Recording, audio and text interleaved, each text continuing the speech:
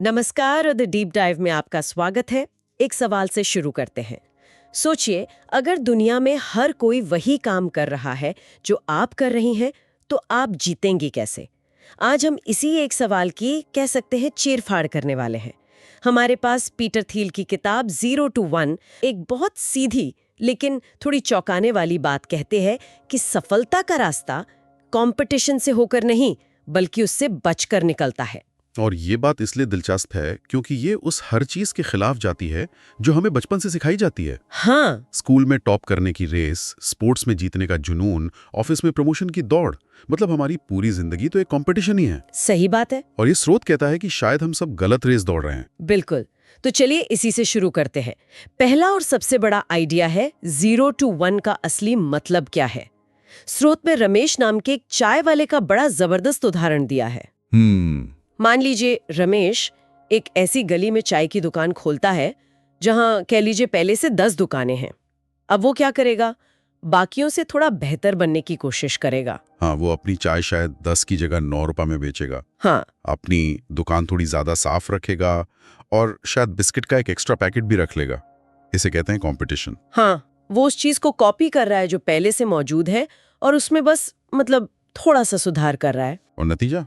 वो शायद दुकान चलाता रहेगा, घर का खर्चा निकाल लेगा, लेकिन वो कभी उस चाय के धंधे में कोई बड़ी क्रांति नहीं ला पाएगा। वो अमीर नहीं बनेगा। स्रोत इसे कहता है 1 से 100 तक जाना। हाँ, यानी जो चीज 1 पर पहले से है, आप उसे 2, 3 या 100 तक ले जा रही हैं। एग्जैक्टली। ये सुधार है, आविष्कार नहीं। 0 to 1 का मतलब है कुछ ऐसा बनाना जो पहले था ही नहीं। 0 पर एक खाली कैनवस था और आपने उस पर पहली लकीर खींची। वो है 1। अच्छा। जैसे गूगल सिर्फ एक और सर्च इंजन नहीं था, उसने जानकारी खोजने का तरीका ही बदल दिया। पेटीएम सिर्फ एक और वॉलेट नहीं था, उसने भारत में लेन देन की आदत ही बदल दी। सही बात है। ये 0 to 1 के उदाहरण है और ये हर किसी के लिए एक जरूरी सवाल खड़ा करता है। कोई अपने काम में ऐसा क्या बना रहा है जो बिल्कुल नया हो? और यहीं से थील का वो सबसे मशहूर और विवादास्पद आइडिया आता है, कंपटीशन इज फॉर लूजर्स। मतलब? प्रतिस्पर्धा हारने वालों के लिए है। ये सुनने में थोड़ा कठोर लगता है ना? कठोर जरूर लगता है। मतलब क्या हम सब जो इतनी मेहनत कर रहे हैं, compete कर रहे हैं, वो सब हारने वाले हैं? देखिए, कठोर लगता है, लेकिन इसके पीछे का जो लॉजिक है वो बहुत गहरा है। स्रोत इसे एक और आसान उदाहरण से समझाता है। सोचिए, एक ही सड़क पर 10 लोग पानी की बोतलें बेच रहे हैं। ठीक है। ग्राहक तो उतने ही है। अब एक दूसरे से ग्राहक छीनने के लिए वो क्या करेंगे? कीमत कम करेंगे। एक 20 की बेचेगा तो दूसरा 18 की, फिर कोई 15 पर आ जाएगा। बिल्कुल। लड़ झगड़ कर सब थोड़ा थोड़ा कमा लेंगे, लेकिन किसी की भी जिंदगी आसान नहीं होगी। तनाव 100% होगा और प्रॉफिट मार्जिन लगभग 0। एग्जैक्टली। अब सोचिए, उनमें से एक बंदा उस भीड़ वाली सड़क को छोड़कर एक सुनसान हाईवे पर दुकान लगाता है जहां मीलों तक पानी की कोई और दुकान नहीं है। अब क्या होगा? वो तो राजा बन जाएगा। वो अपनी कीमत खुद तय करेगा। उसे किसी से लड़ने की जरूरत नहीं। उसे शांति से सोचने का मौका मिलेगा कि अपनी दुकान को और बेहतर कैसे बनाया जाए। और यही है मोनोपोली, यानी एकाधिकार का असली मतलब। थील के हिसाब से कंपटीशन आपको हमेशा सर्वाइवल मोड में रखता है। अच्छा। आपका पूरा ध्यान और ऊर्जा अपने प्रतिस्पर्धियों पर होती है कि वो क्या कर रहे हैं। आप आगे देखने के बजाय हमेशा अगल बगल देखते रहते हैं और इस चक्कर में आप कुछ भी नया नहीं बना पाते, बस दूसरों की नकल करते रह जाते हैं। अच्छा, तो पॉइंट ये नहीं है कि कंपटीशन करना बुरा है। पॉइंट ये है कि ये एक ट्रैप है। हाँ, एक जाल है। एक ऐसा जाल जो आपकी सारी क्रिएटिविटी और ऊर्जा सोख लेता है। स्रोत का सुझाव बड़ा सीधा है। अगर सब शॉर्ट्स बना रहे तो तुम लंबे ऑडियो बुक बनाओ। मतलब उस जगह जाओ जहां भीड़ नहीं है। हाँ, उस दिशा में भागो जहां कोई और नहीं भाग रहा, क्योंकि वहीं पर कुछ नया बनाने का, कुछ बड़ा करने का असली मौका है। ठीक है, ये बात तो समझ में आ गई कि कंपटीशन से बचना है और मोनोपोली बनानी है। लेकिन मोनोपोली शब्द सुनते ही दिमाग में एक विलन जैसी बड़ी कंपनी की तस्वीर आती है जो अपनी ताकत का गलत इस्तेमाल करती है। हाँ, और छोटे खिलाड़ियों को खत्म कर देती है। हाँ, क्या ये वही मोनोपोली है? नहीं, और ये एक बहुत जरूरी फर्क है। स्रोत यहाँ मोनोपोली को बिल्कुल अलग तरीके से परिभाषित करता है। यहाँ मोनोपोली का मतलब बाजार पर जबरदस्ती कब्जा करना नहीं है। तो फिर क्या है? इसका मतलब है कुछ ऐसा बनाना जो इतना अच्छा हो, इतना अनोखा हो कि ग्राहक के पास आपके अलावा कोई दूसरा अच्छा विकल्प ही ना हो। मतलब ग्राहक मजबूरी में नहीं बल्कि खुशी खुशी आपके पास आ रहा है। नहीं, बिल्कुल एग्जैक्टली जैसे सर्च करने के लिए लोग गूगल करते हैं, ऐसा नहीं कि कोई और सर्च इंजन है ही नहीं, लेकिन गूगल अपने काम में इतना बेहतर है कि बाकी सब बहुत पीछे लगते हैं। या मैसेजिंग के लिए व्हाट्सएप। बिल्कुल, ये है क्रिएटिव मोनोपोली। स्रोत इसे बनाने के 4 मजबूत स्तंभ बताता है। ओके, वो क्या है? पहला है यूनिक टेक्नोलॉजी।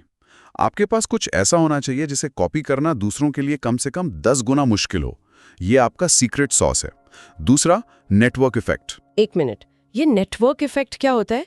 इसे थोड़ा और आसान शब्दों में समझा सकते हैं? जरूर। नेटवर्क इफेक्ट का मतलब है कि आपका प्रोडक्ट हर नए यूजर के जुड़ने से सबके लिए और ज्यादा कीमती होता जाता है। जैसे अगर दुनिया में सिर्फ आपके पास फोन हो तो वो बेकार है। सही बात है। लेकिन जैसे जैसे ज्यादा लोगों के पास फोन आता है, आपका फोन भी ज्यादा काम का हो जाता है। फेसबुक, व्हाट्सएप, इंस्टाग्राम, ये सब नेटवर्क इफेक्ट पर ही बने हैं। जितने ज्यादा लोग उतनी ज्यादा वैल्यू। समझ गई, मतलब प्रोडक्ट खुद ही अपनी मार्केटिंग करने लगता है। ठीक है, तीसरा स्तंभ क्या है? तीसरा है एक मजबूत ब्रांड। आपका नाम ही भरोसे का दूसरा नाम बन जाना चाहिए। और चौथा है स्केल। स्केल? हाँ, स्केल यानी आपके काम करने का जो तरीका है वो इतने बड़े पैमाने पर होना चाहिए कि किसी छोटे नए खिलाड़ी के लिए आपसे मुकाबला करना बहुत महंगा और मुश्किल हो। अच्छा, ये अगला पॉइंट तो मेरे लिए सबसे चौंकाने वाला था। हम हमेशा सुनते हैं कि जो पहले आता है वही जीतता है, फर्स्ट मूवर एडवांटेज। बिजनेस की दुनिया में ये एक सुनहरा नियम माना जाता है, लेकिन ये स्रोत तो कहानी को बिल्कुल पलट देता है। हाँ, और ये एक बहुत बड़ी गलतफहमी है जिसे ये स्रोत तोड़ता है। इसे कहते हैं लास्ट मूवर एडवांटेज। जरा सोचिए, क्या फेसबुक पहला सोशल नेटवर्क था? नहीं, उससे पहले तो ऑर्कुट और माईस्पेस थे जो बहुत पॉपुलर थे। और क्या गूगल पहला सर्च इंजन था? नहीं, उससे पहले याहू, अल्टा विस्टा, जो फेक की थे। मुद्दा ये नहीं है कि रेस किसने शुरू की, मुद्दा ये है कि आखिर में उस रेस को किसने इतने बड़े अंतर से जीता कि बाकी सब खिलाड़ी मैदान से ही बाहर हो गए। ये कंपनियां आखिरी और सबसे मजबूत थीं। लेकिन इसमें एक रिस्क भी तो है। अगर मैं किसी अच्छे आइडिया पर काम करने के लिए इंतजार करती रहूं, तो क्या पता कोई और उसे बेहतर तरीके से कर ले और बाजी मान ले जाए। सवाल अच्छा है। यहाँ लास्ट मूवर का मतलब आलस करना या इंतजार करना नहीं है। इसका मतलब है कि सिर्फ पहला होने के लिए जल्दबाजी मत करो, अपनी नींव मजबूत बनाओ। ओके। बाजार को समझो, टेक्नोलॉजी को बेहतर करो और फिर एक ऐसा प्रोडक्ट बनाओ जो उस कैटेगरी का फाइनल, सबसे डोमिनेंट वर्जन हो। आपको उस खेल का आखिरी और सबसे बड़ा खिलाड़ी बनना है, पहला नहीं।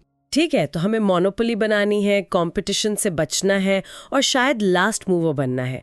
ये सब सुनने में बहुत अच्छा लगता है, लेकिन सवाल ये है कि वो आइडिया कहाँ से लाएं जिस पर कोई और काम न कर रहा हो। वो 0 to 1 वाला आइडिया मिलेगा कैसे? यहीं पे स्रोत का सीक्रेट यानी रहस्य खोजने वाला आइडिया आता है। सीक्रेट? हाँ, ये किसी जासूसी कहानी जैसा लगता है, पर इसका मतलब बहुत सीधा है। एक सीक्रेट एक ऐसी महत्वपूर्ण सच्चाई है जिसे बहुत कम लोग जानते हैं या जिस पर बहुत कम लोग विश्वास करते हैं। हर महान कंपनी एक ऐसे ही रहस्य पर बनी होती है। कोई उदाहरण दे सकते हैं? स्रोत में पेटीएम का उदाहरण है। आज हमें डिजिटल पेमेंट बहुत नॉर्मल लगता है। हाँ बिल्कुल। लेकिन एक दशक पहले सोचिए, उस समय आम धारणा क्या थी? यही कि भारत एक कैश आधारित अर्थव्यवस्था है। लोग ऑनलाइन पेमेंट पर भरोसा नहीं करेंगे, छोटे दुकानदार इसे कभी नहीं अपनाएंगे। सब यही मानते थे। हाँ बिल्कुल, उस समय किसी को 10 रुपए भी डिजिटल भेजने का सोचना अजीब लगता था। लेकिन पेटीएम के संस्थापकों ने एक सीक्रेट देखा। उन्होंने देखा कि भारत में स्मार्टफोन और इंटरनेट तेजी से बढ़ रहा है और लोगों को कैश, खासकर छुट्टे पैसों की बहुत समस्या होती है। उनका सीक्रेट ये था कि अगर एक आसान, सुरक्षित और फायदेमंद तरीका दिया जाए तो करोड़ों भारतीय डिजिटल पेमेंट्स अपना लेंगे। ये सच्चाई सबके सामने थी, पर ज्यादातर लोग इसे देख नहीं पा रहे थे। उन्होंने उस रहस्य को पकड़ा और उस पर कंपनी बना दी। मतलब सीक्रेट खोजने का मतलब है उन धारणाओं पर सवाल उठाना जिन्हें सब सच मानकर बैठे हैं। हाँ, ये देखना कि लोग असल में किस चीज से परेशान हैं, भले ही वो खुद उसे शब्दों में ना बता पा रहे हों। बिल्कुल। ये रहस्य हवा में नहीं तैरते। ये आपके आसपास, आपके ग्राहकों की अनकही जरूरतों में या टेक्नोलॉजी में हो रहे उन बदलावों में छिपे होते हैं जिन पर अभी किसी का ध्यान नहीं गया है। आपको बस एक जासूस की तरह सोचना है। ये पूरी बातचीत दिमाग के तार खोल रही है। तो अगर हमें इस पूरी मानसिकता को, इस पूरे दृष्टिकोण को कुछ एक्शन लेने लायक पॉइंट्स में समेटना हो तो वो क्या होंगे? कोई इसे अपने काम या जिंदगी में लागू करना चाहे तो कहाँ से शुरू करें? स्रोत के अंत में एक बहुत साफ एक्शन प्लान दिया गया है। पहला, प्रतिस्पर्धा से बचें। उस दौड़ में शामिल ही मत हों जहां सब एक ही चीज के पीछे भाग रहे हैं। ये सबसे बड़ा ट्रैप है। ठीक है, भीड़ से अलग हटो। दूसरा, एक अनोखा दृष्टिकोण लाएं। जो सब कर रहे हैं उसे कॉपी करके थोड़ा बेहतर बनाने की कोशिश मत करो। अपना बिल्कुल अलग रास्ता बनाओ। यानी 1 से 100 नहीं, 0 से 1 पर फोकस करो। तीसरा, और ये बहुत जरूरी है, एक छोटे दर्शक वर्ग के लिए सर्वश्रेष्ठ बनकर शुरुआत करें। पूरी दुनिया को एक साथ जीतने की कोशिश मत करो। एक छोटा सा समूह, एक नीश चुनो, उनकी समस्या को समझो और उनके लिए दुनिया का सबसे अच्छा समाधान बन जाओ। एक बार जब आप एक छोटे बाजार पर हावी हो जाते हैं तो वहां से विस्तार करना आसान हो जाता है। ये Amazon और Facebook की कहानी जैसी लगती है। एक ने सिर्फ किताबों से शुरुआत की, दूसरे ने सिर्फ हार्वर्ड के छात्रों से। एग्जैक्टली। चौथा, लंबी अवधि के बारे में सोचें, छोटी अवधि के रुझानों के बारे में नहीं। ये मत सोचो कि आज क्या पॉपुलर है, ये सोचो कि 10 साल बाद क्या प्रासंगिक होगा, क्या जरूरी होगा, और अपनी कंपनी उसी भविष्य के लिए बनाओ। और 5वां पॉइंट क्या है? 5वां और सबसे महत्वपूर्ण, भविष्य की कल्पना करें, उसे सिर्फ कॉपी ना करें। स्रोत एक बड़ी अच्छी बात कहता है, जो चीजें पश्चिम में काम कर रही हैं उन्हें भारत में कॉपी करना ग्लोबलाइजेशन है, टेक्नोलॉजी नहीं। अच्छा, टेक्नोलॉजी का मतलब है कुछ नया बनाना, प्रगति करना। भविष्य को कॉपी मत करो, भविष्य बनाओ। वाह, ये चर्चा वाकई सोचने पर मजबूर करती है। और ये सिर्फ एक नया स्टार्टअप या बिजनेस शुरू करने के बारे में नहीं है। नहीं, बिल्कुल नहीं। ये कुछ भी नया बनाने के दृष्टिकोण के बारे में है। चाहे आप एक यूट्यूबर हो, एक लेखक हो, एक कलाकार हो, या अपनी नौकरी में किसी समस्या का नया समाधान खोज रही हो। ये भीड़ से अलग हटकर अपनी एक अलग पहचान बनाने का एक पूरा फ्रेमवर्क है। बिल्कुल।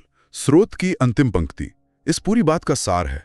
अगर तुम भविष्य को कॉपी कर रहे हो तो तुम कभी विजेता नहीं बनोगे, लेकिन अगर तुम भविष्य बना रहे हो तो दुनिया तुम्हें फॉलो करेगी। तो इस चर्चा को समाप्त करने के लिए एक विचार के साथ छोड़ते हैं। थील के अनुसार हर महान आइडिया या कंपनी एक ऐसे सीक्रेट पर बनी होती है जिस पर ज्यादातर लोग विश्वास नहीं करते। तो सोचने वाली बात यह है, आज हमारे काम, हमारी इंडस्ट्री या हमारे समाज के बारे में वो कौन सी महत्वपूर्ण सच्चाई है जिस पर ज्यादातर लोग हमसे सहमत नहीं होंगे? उस सवाल के जवाब में ही शायद अगला 0 to 1 का अवसर छिपा हो।